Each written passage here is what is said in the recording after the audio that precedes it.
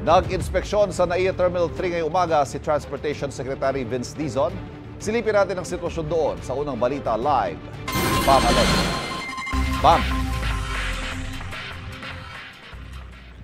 Ivan, good morning. Dito sa NAIA Terminal 3 ay madaling araw pa lang. Marami na yung mga pasahero para sa morning flight.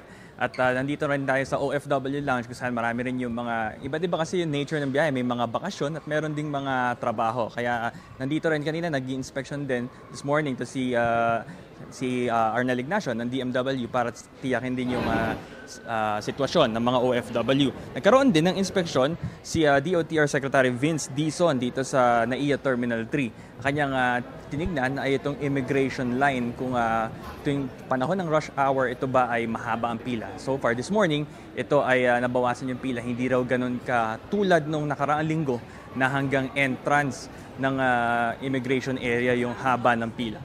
So ngayon, ito ang update natin dito. Babalik pa tayo para sa karagdagang mga detalye dito sa NAIA Terminal 3, Bam Alegre, para sa GMA Integrated News.